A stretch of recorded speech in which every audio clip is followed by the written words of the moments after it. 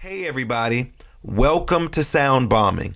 I created this show for people who want to experience a radical, life-changing journey through the sounds of my diverse guests.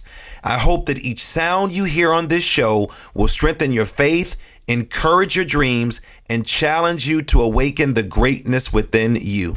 Drop the bomb. Drop the bomb. We're gonna drop the bomb. Drop the bomb. We're gonna drop the bomb. Drop the bomb. We come to drop the bomb. Drop the bomb. This is a journey into sound.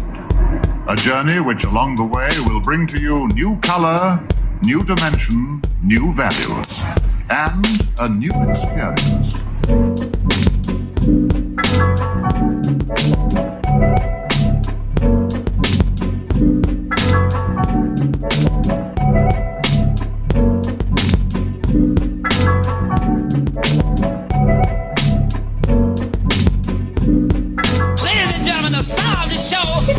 Lamar Darnell Shields.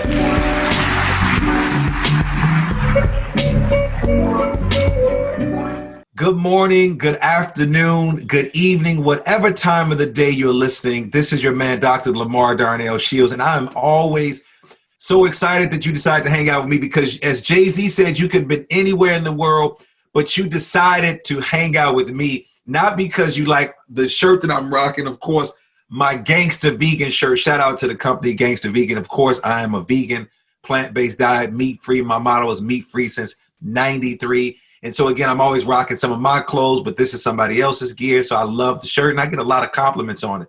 So I want to thank you all for joining me because, again, you're not here just because of me. I know why you're here. You're here because we just hit our 6,500th, yes, I said it, 6,500th podcast download. So I'm excited about that. And I'm excited for all of you for joining me and sending us great comments, compliments, critiques, whatever you want to say. But we're open, so please check us out on all the platforms. Leave a comment. I'm grateful and honored that you all want to hang out with me, not because of me, because you heard I have some of the dopest, most amazing guests. And you can see I have somebody sitting here waiting. But you all know, as always, before we get this party started, before we start our show, we always do our 3 breaths because our 3 breaths create a foundation. I don't know what type of energy that you're bringing. You don't know what type of energy I'm bringing. Well, yes, you do. You know what type of energy I'm bringing. My energy and my chi and my chakras are always rising. And so we always take a moment to do our 3 breaths. I want to first thank all my old heads, my OGs, my sound bombing folks who've been with me since day one. And for my new people, yes, yes, yes. Welcome to the Bombing from Family. And bombing is BALM. We're talking about healing. So let's sit up in our comfortable position. And as my 3rd graders used to say to me when I was teaching them, they would say, all right, Mr. Shields, what do we do? They would say, sit up, sit back, roll your shoulders back and relax. And we ask you to put your palms on your lap facing up because it's a position of receiving. And today I'm giving you a gift. So we're going to take our first breath. So we take a deep breath, inhale. We hold it for 3 seconds. Then we exhale. 2 more times, inhale. We hold it for 3 seconds and then we exhale. This time we go much deeper. Inhale. Hold it for 5 seconds and then exhale. And bombers, what is that called? That is called the breath of life. So I hope that you're safe. I hope that you're sound. I hope that you're physically distancing yourself from individuals, from this pandemic, Plandemic, whatever the hell it is, that's killing people all over the country. But don't fall for the okie doke, and my guest is going to talk about that. But let's get down to it.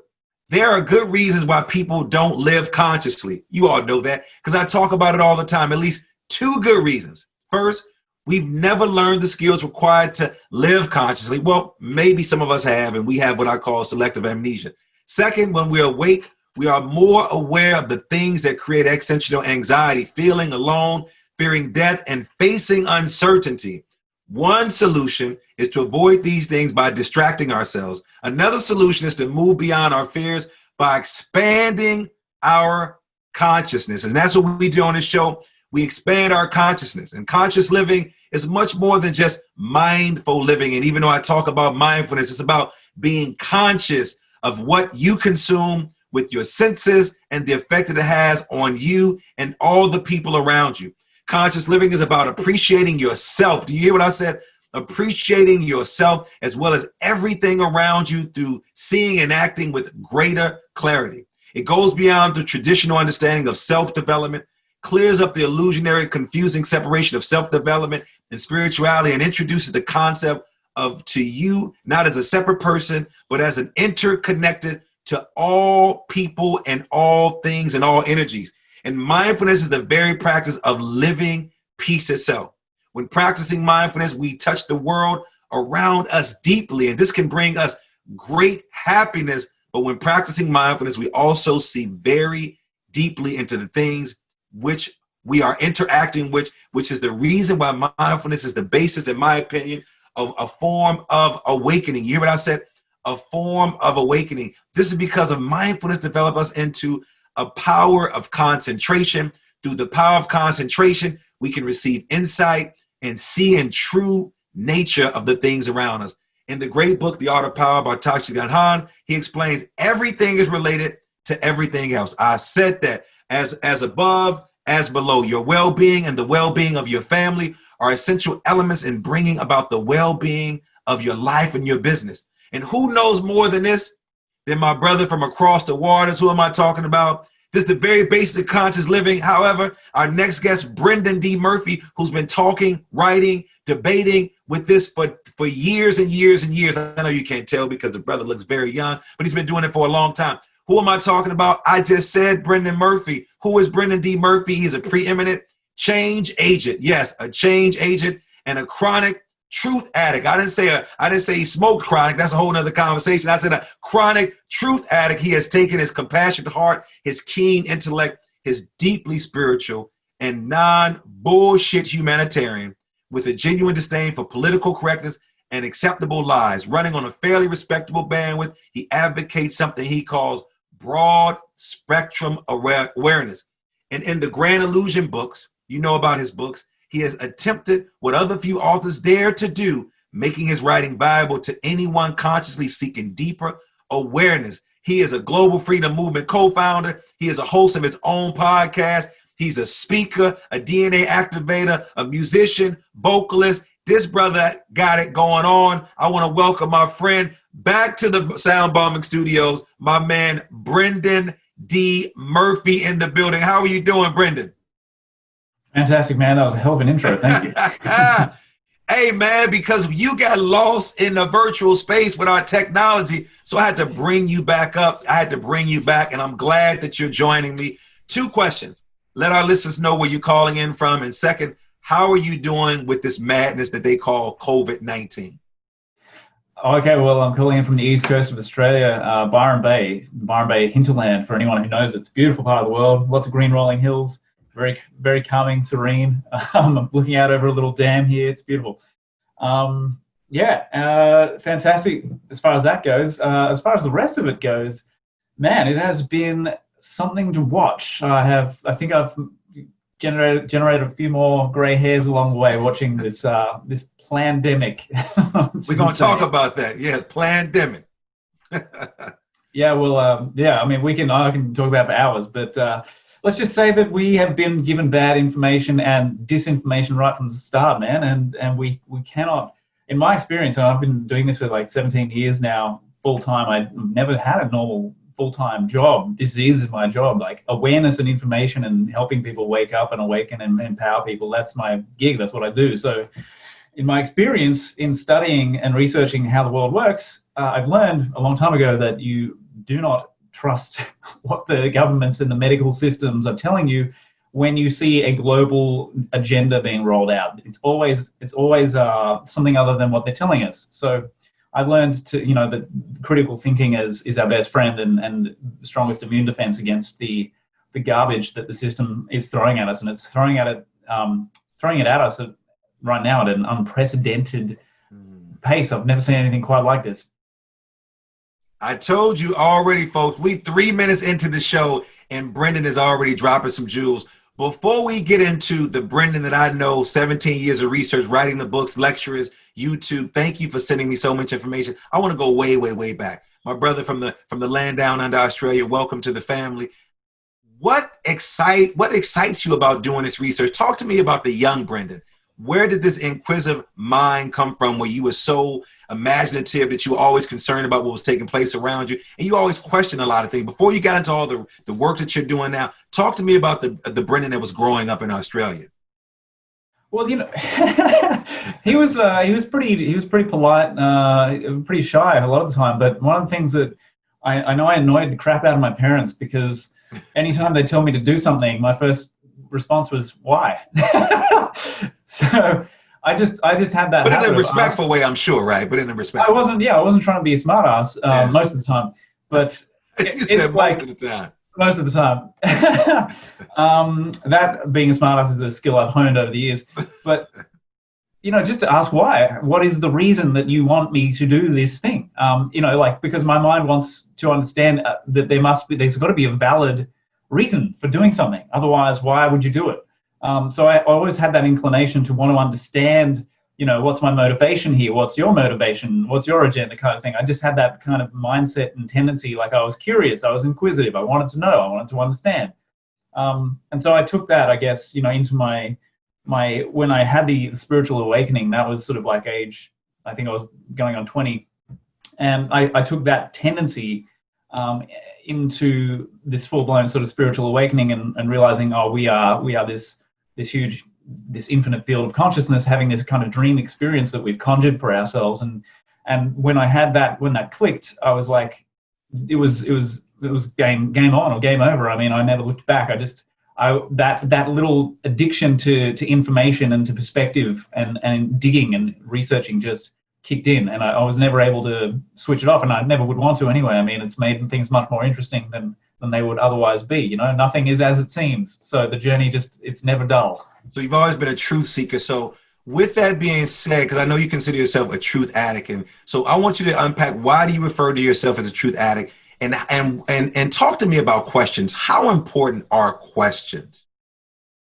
Well, questions, firstly, if you don't ask questions, you don't get answers. But if you don't ask the right questions, then you don't get the right kind of answers. Mm-hmm. And that's something that I've learned, is that the art of asking questions is to learn how to ask a good question is really, really crucial in almost any situation. It's just a great life skill to have.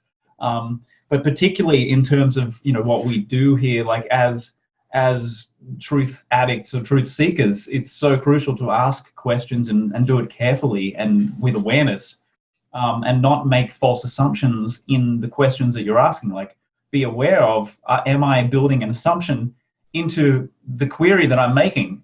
Because, you know, this happens to me a lot. I get people, because I'm so far out of the box, you know, I've had a lot of pushback over the years from people who don't like or don't want to question their beliefs. So they don't want to think things through in certain instances. Like, for example, the people who think the pandemic is real right now. And, you know, I've been just pulling it apart, pulling it to pieces from the beginning. But people come back to me with responses that are like these knee-jerk reactions and like, oh, but what about this? And it's like, well, have you thought about how you ended up with that belief in the first place? Like, you've made all these assumptions that you've piled on top of each other to get to the point where you believe this thing, whatever it is. Maybe you believe that there are people dropping like flies all around the world. But how did you end up there? Like, there's steps, there's assumptions that you've made, even if you're not conscious that you've made them. And so one of my jobs, in a sense, is to help people become conscious of assumptions and the thought processes that we go through in order to reach a conclusion. Because if you're not doing that intentionally and really carefully, you can end up in some pretty wacky places, believing a bunch of stuff that's not true, just because you haven't examined your foundational premises carefully. So it's critical thinking, and critical thinking is a really valuable skill in general. So what are some questions right now that we should be asking ourselves about? So two things. What are some questions that should we be asking ourselves about this pandemic or plandemic? And I want you to explain why you referred it to as a plandemic. 'Cause I've heard, I interviewed another person from Portugal who also used the term plandemic. So why do you refer to it as a plandemic? And what are some questions, going back to the unpacking the thing about questions, because Albert Einstein talks a lot about spending more time on questions than the answer. What are some questions then my listeners and the people that you are talking to should be asking themselves about what's happening right now? Well, the first question is, who benefits? I mean, who benefits if you believe that the pandemic is real and that we are under threat from this new coronavirus? Who benefits from this belief system being in place and spread around the world? because it is a belief system, whether you think it is or not. But who benefits? Do you benefit? Is that empowering you to adopt that belief structure, to see the world like that? Or is it empowering somebody else who might have an agenda? Have you considered that someone might have an agenda that they're actually rolling out here, and they're using the COVID thing as a cover story? Are you asking any of those foundational questions? I mean, they're telling us there's a virus. How do they know that? How do you establish there's a virus? Do you know what a virus is? Do you know what the process of discovering or identifying a virus is? Do you know anything about the history of virology? Are you aware that it's based primarily on junk science and fraud, and that we've gotten here into the 21st century because we have not examined the fraud? We've just got this belief system. It's like this game of Chinese whispers or something that's been going in the scientific community for 200 years. And it started with frauds like Louis Pasteur. And, it was continued by guys like Robert Gallo, who fabricated the HIV scam, and conned a lot of people into thinking that they had this new virus and were going to die. And it was based on nothing. But what are our assumptions here? Are we examining them? Like, how do you know that you've got a cold? Like, you might have a cold symptoms. You might have flu symptoms. But a lot of people immediately jump to the assumption, because we're being indoctrinated now into this idea that this horrendously infectious disease is, attacking us all. And they go, well, I've got COVID, or I've had the test and I tested positive. Do you know what testing positive means? Do you know how those tests work? Most people have no idea. They just go, I had the test, I tested positive, I've got COVID. It's like, we could pull this apart in so many ways, in so many levels. But if you go to the foundations of any phenomenon, right, and the phenomenon now is this supposed pandemic, go to the foundations. What is the key message? We're being told there's a new virus that's ravaging the population. Okay, how do we know there's a virus? Well, we've got these PCR tests and we've got these antibody tests. Okay, well, what do? Well, it turns out that the PCR test is actually a DNA manufacturing technology that was never intended to be a diagnostic technology. So it's being abused. This technology is being misused, and they're misleading people into thinking that they can diagnose a particular new disease, when in fact they can't. That's a fallacy. But people don't know the history of this stuff. They don't look at, for example, an instruction manual of a PCR machine, which says, like, I've looked at 3 now, and they all say, this is not intended to be used as a diagnostic. Or they'll say, do not use this solely for diagnostic purposes, because it's not what it's for. So there's that whole thing. And, the idea that the test actually means something when it doesn't. I mean, if it can't actually identify a virus, then the result you're getting is meaningless. Like the serology tests react non-specifically to other antibodies, other supposed coronavirus antibodies. So if you've ever had a cold, or I'm hearing if you've had the flu vaccine, you're going to have a positive reaction to an antibody test. So it doesn't mean anything. Like, it's meaningless. But people go, I've tested positive. Well, just pull it apart. How do you know what positive means? How do you know do you know how the test works? It's not very exciting to go and do the homework, but it's essential if you want to have some understanding of what's happening and whether you are really at risk or not. So how would then you respond to, let's just say, the thousands of people across the country who are dying, quote unquote, from COVID? And then how has Australia responded? Because I interviewed a buddy of mine in another country and I heard how they were responding. How are you all handling the pandemic? That's the second part. And the first part, how do you then respond to an individual who say, I'm watching people die from COVID, I'm going to the hospital? What is your response to that? What are the situations that these people are in? What are their living conditions like? Do you know anything about that? Because what media is training us to do, media, government, pharma complex, is training us to think strictly in this blinkered way, to focus on viruses, germs. It's all germ theory, right? It's a debunked, outdated medical paradigm. Germ theory. We're supposed to kill the germs and we'll be safe. We'll be fine. Well, that's not how it works. There's no proof that a virus can hop between you and me. Like, there's no proof that I can infect you with a flu virus. No one's ever proved that. No one's ever isolated, purified, and properly definitively characterized a flu virus or a cold virus. No one's demonstrated that they're infectious. No one's demonstrated that if you give me your supposed cold virus, that I can then get sick from it. Like, the infectivity. None of this stuff has been demonstrated. Actually, they've done tests back in 1918 when they had the swine flu. Joseph Goldberger did some tests on healthy people with people who were dying of the flu, like seriously sick people. And long story short, they exposed them gave them bodily fluids from the people with flu. They were breathing their air, they were coughing in their faces, all this stuff. They were taking nasal swabs and putting it into the healthy person's nasal, swabbing them. Long story short, none of the healthy people got sick. Not a single person got the flu. And the reason is because we get these symptoms as a response to exposure to toxicity or as a response to stress. So it's not because we're picking up a virus from someone. It's actually what we're learning is that the genetic material that is being identified as a virus is actually manufactured inside of us, inside our cells, as a response to environmental conditions. So when people go, oh, but what about all the people dying? Well, you have to start pulling that apart on a case-by-case basis. Like the people in Lombardy in Italy lived in horrendous air quality. The people in Wuhan lived with horrendous air quality. I mean, of course they have respiratory problems. Of course they're getting sick. And then if you start adding things like 5G on top of that, and we're learning that 5G resonates at a frequency that actually strips oxygen out of the blood, you pile that on top of awful air quality, what do you expect is going to happen to people?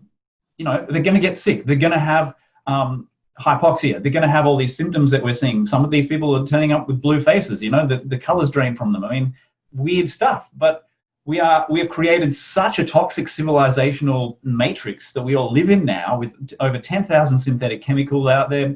We've got EMF. We're completely bathed in all sorts of frequencies of EMF, radio frequencies, microwave, and now they're trying to roll out 5G around the world. But of course, that's not part of the discussion, is it? No one mentions that in the mainstream media. Yeah, there's one other person I brought on, my girl Carrie, who's in Portugal. We discussed and she unpacked 5G. She talked about Dr. Fauci, which is interesting that she did research on him years ago. Nobody knew who this guy was. He was connected to this whole AIDS epidemic, and it blew me away because she was like, I've been talking about this guy since the 90s, and then all of a sudden he sort of pops up on the scene. But she talked about 5G. She talked about how even where she is in Portugal, that it's interesting that we are being quarantined during a time where they're putting these towers up. And I watched a guy, I wish I would have kept the recording, where he went through very poor communities. I want to say in Maryland or other places. And he had this machine where he was going next to these poles, and they were very disparate communities, communities where there were many people of color, or there was a high level of poverty, and these towers were going up. And there was this connection. So, I'm always concerned because, of course, being a person of color, and not only just the syphilis test, the AIDS test, there's so many other tests that they've considered calling, of African descent, the folks in Africa. And then, of course, now the president here is talking about, then he calls it the Chinese disease all of a sudden. Now, a country that basically, China owns half of the United States, which I tell people all the time, be very mindful. They own half of New York. So understand there's a strong relationship between China and the United States. And so I think the 5G is important. But so here's a bigger question. With all the things that you're mentioning that exist, how then can what should individuals do to protect themselves? Is it asking themselves the question that you said? Is it eating certain types of food? Is it living in a certain community? Is it taking away certain things? What are some things that people should be doing to protect themselves? Well, minimize your exposure, and firstly, minimize your exposure to anything that puts you into a state of irrational fear, which would be the entire mass media structure and the medical system and their spokespeople, because what they're doing is pushing the agenda, which is coming down from the UN and the World Health Organization. So this is a globalist agenda. Minimize your exposure to toxicity. When you get toxic, your body has to get rid of that somehow, and it's not a fun experience. Like, the body detoxing frequently looks like having a cold or having the flu. That's the body trying to get this crap out of us. So when you end up with arsenic poisoning or all these other types of poisons that are out there, some of the stuff in Roundup, for example, some of that's been implicated in this pandemic, right? It's actually toxicity. And polio, for example, is caused by toxicity. No one's ever proved it's got anything to do with virus. So basically, what we will need to do is be aware of how we're living. What kind of situation are we constructing for ourselves? What kind of food are you eating? Like, I'm eating everything organic, nothing sprayed. Everything, if I eat meat, it's absolutely grass-fed. There's no chemicals involved, nothing whatsoever. I'm drinking 9.5 electrolyzed water.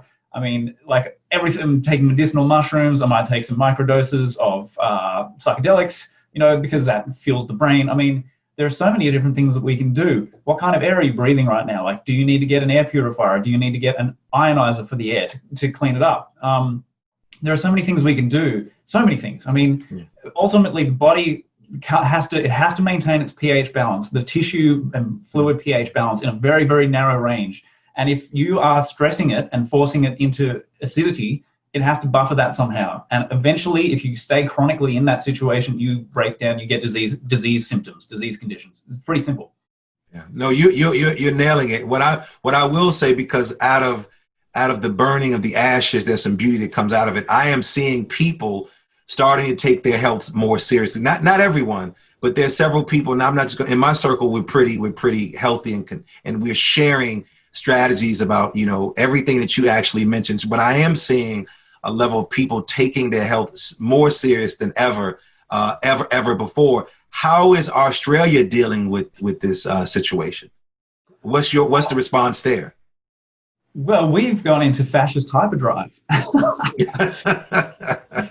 That's what we're doing.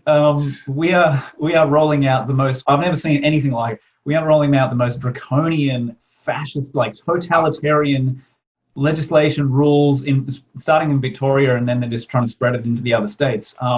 So we've got now, Victorians, they've got an 8 p.m. curfew. Don't be out of the house past 8. One person in the household is allowed to leave the house, and that's only to go and get essential food so you don't starve to death.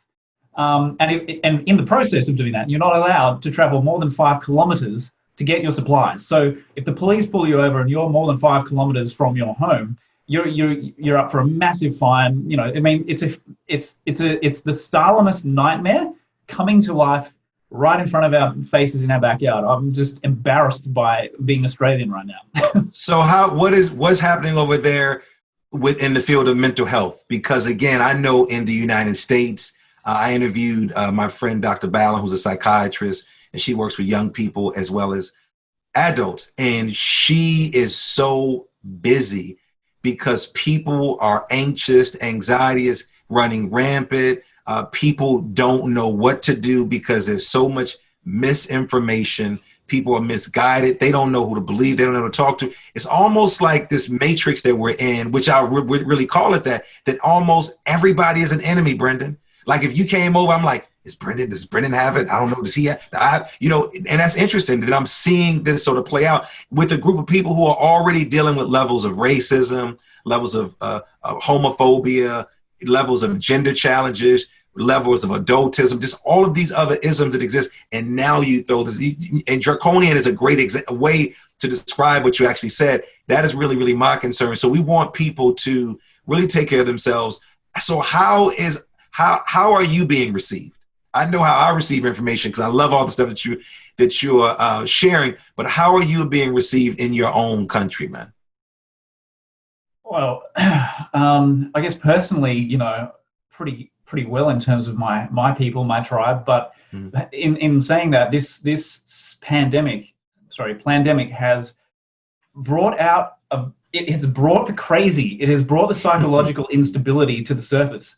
And I've seen some people, even people who I consider to be friends and allies, have turned on me because I questioned the virus, the viral foundations and premises, and they don't want to go there. They're not willing to think about this rationally and investigate it and see things from a different point of view. So the people who are like that and really psychologically and emotionally armored and walled off, they don't do so well with me. But the people who have kind of done a bit more maybe shadow work, a bit more personal development, they're more adaptable, they're more fluid, they can move with it, they can flex. So it's interesting, but we have a very, very strong, there's an undercurrent of fear in the community because we've been propagandized and terrorized so much by the media and the government that there are people, some people who are walking around wearing masks, and they will look at you like, are you gonna, like you said, are you gonna be the one who infects me? This kind of thing. I mean, it's a complete fantasy, but it's psychological terrorism, and they're lying. They've been lying to us for so long now that we don't know which way is up or down. We don't know whether we're coming or going, and that's why so many people are so confused and messed up. Yeah. it is a shame for the people, like you're saying, the mental health thing is a real problem, and I'm getting rumbling that it's bad. So how is your country? How have they responded to the education system? Are students going back, or they're doing everything virtually? I think there's been a mix. A mixture of hybrid. Yeah, it's been, and I've heard from some, teachers have become quite frustrated because there have been instances where they've shut the schools down, and then they've told them set up your curriculums online, and then a month later they're like, oh, don't worry about that, come back to school, and it's like it's just a mess. It's a mess. And you all are currently in school. You're currently in school right now. I think schools are functioning as far as I know. I'm kind of not in that bubble though. I don't really have a finger on that pulse so much. I know your hand is involved in everything. Speaking of that, you've written several pieces of literature. You wrote a book called Science Meets Spirituality, and you talked about spirituality just in the beginning. I want to unpack that book, Science Meets Spirituality, but I want to start with this question. How would you define spirituality? That's a great question, actually. I think that a lot of, it's more like what I not defined it as. I think being spiritual is really just being your own human and living true to yourself. I don't think there's much more spiritual than that. And most people are basically good people. Most people, 97% of people are decent people with a good heart. A lot of them are confused, but if you take a good person and they can live their truth, they will tend to do good things in the world. They will create something that is unique to them. They'll put their fingerprint on the place. So it's being yourself, really, and authentically you. So that can take some excavation work to get that out, because of the way that we get misled and propagandized and all that kind of stuff. But be yourself and be real. And I think there's nothing much more spiritual than that. I mean, you don't have to sit in full lotus position and meditate for 6 hours a day or anything like that. I mean, it's just if that's what really lights you up, go and do it. If playing your guitar really lights you up, go do that. That's spiritual because that's connecting into the truth of who you are. So regarding the connection between science and spirituality, do you think that they are equally influence each other, or is one more present than the other? Or in my life? Yes, just in general, as you write about this in your book and the conversation that you actually have. I don't know that. I think I just do what I do. I don't sort of look at it in terms of. I mean, I'm just interested in the realm of science and the way that it connects to our spiritual concepts. And what I've found over the years is that there's actually a huge amount of alignment and even cross-pollination there between the two realms, and that they're not operating in opposition. So I don't hold them in opposition in my mind, because I spent years pulling them together and seeing that they fit, and that if we pull them together and fit them together, we have a very different cosmology, a very different worldview, and a very different sense of self-identity that our old established paradigms don't allow for. And they're very limiting. They're like conceptual straitjackets, and they are not empowering in the long run. They're actually causing a massive amount of societal problems, but it's very insidious, and we don't see that because we think, oh, well, this is just the scientific worldview, but it's the scientific worldview divorced from the bigger picture. So I'm not about that. I'm not a reductionist. I bring it together. Well, if anybody knows anything about you, they're very familiar with the Grand Illusion books. And so what made you write them, and why are they a must read? And what will a person walk away with once they finish reading these writings? I've had a few people say to me that they didn't realize what was possible in life, or, as a sentient being on planet Earth, that kind of perspective, like, oh, I had someone say, oh, if this is what's possible, what the hell am I doing with my life? That kind of sentiment. And for me, as I was putting that stuff together, it was like, how do I convey my personal revelations or insights into what we are, the nature of us as consciousness? How do I convey that through 1,000 different angles and pull it together?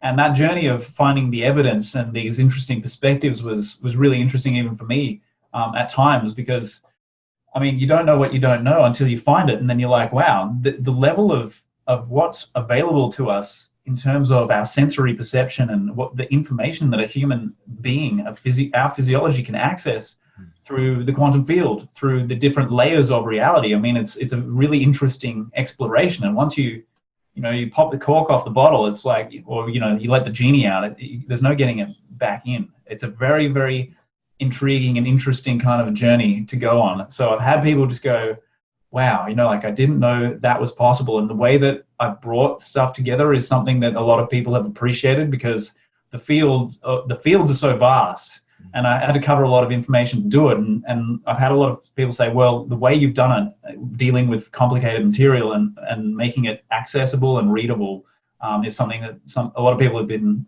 pleased about. So that's always good. Now, I know in your writings, from the emails that you send out, from the videos that you send out, you touch on a variety of topics. Like, it will be hard to put you, brother, in a box. It would be really, really hard. But one thing I would say, you're a truth seeker, and I think that's a great description. What's one of your major concerns right now, what's happening in the universe, as you think about all the bodies of work that you've done, all the videos? What is one of your major concerns right now? My only real concern is, I see that we're going through an interesting transitional phase, and the established sort of structures of civilization, or our Western civilization, are being challenged and kind of dissolving.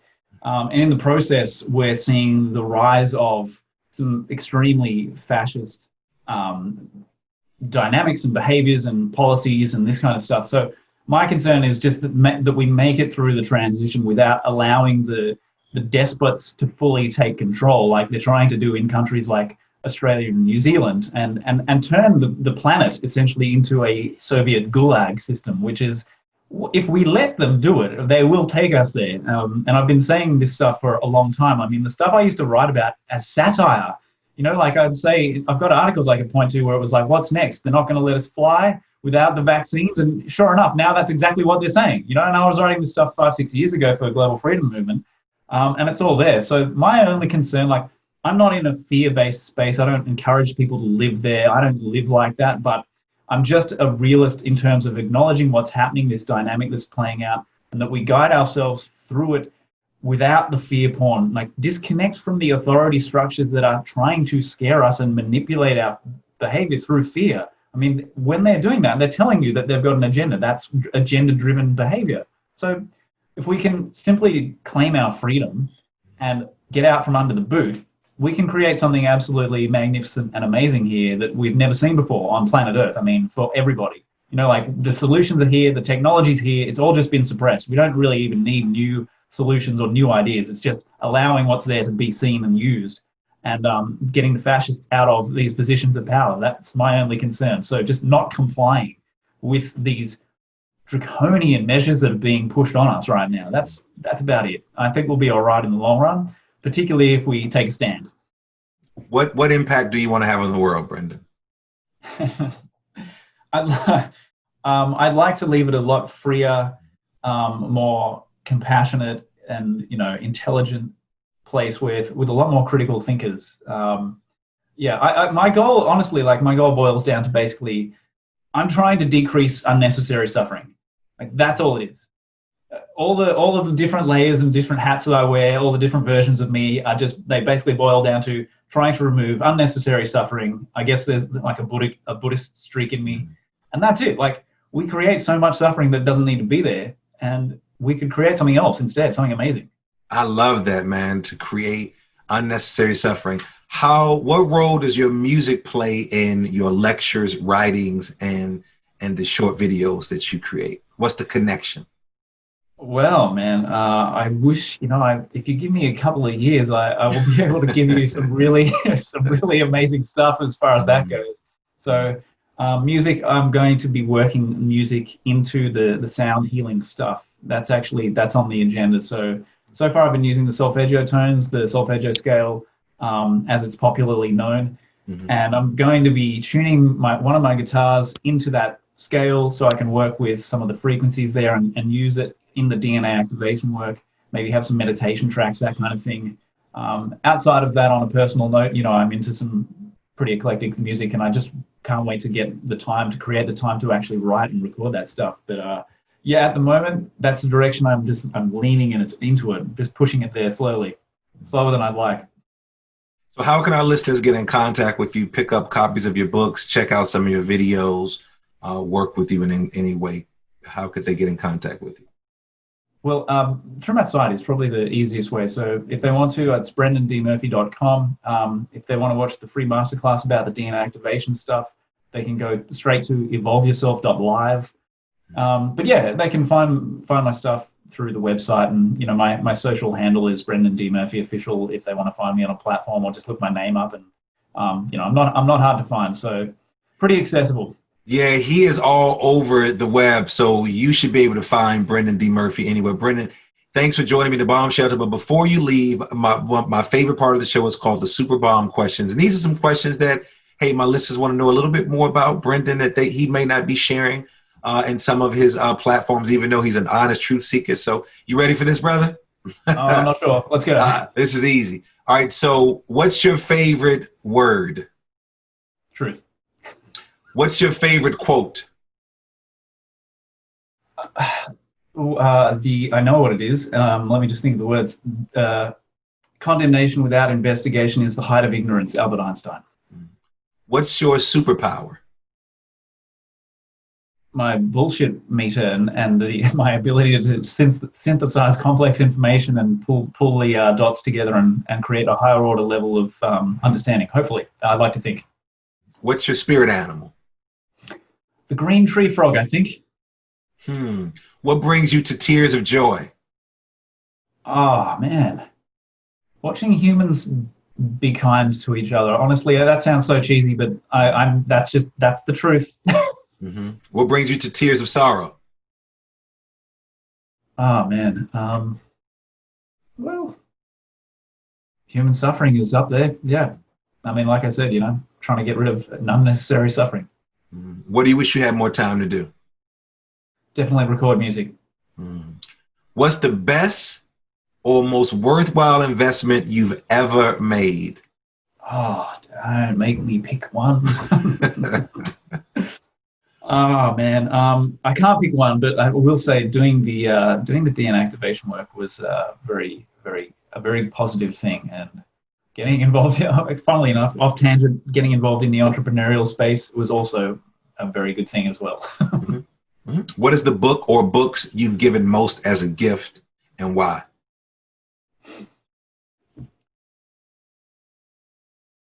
I think probably something vaccine. I've sent a vaccine-related book to someone once or twice, and I've recommended the Holographic Universe to one or two people.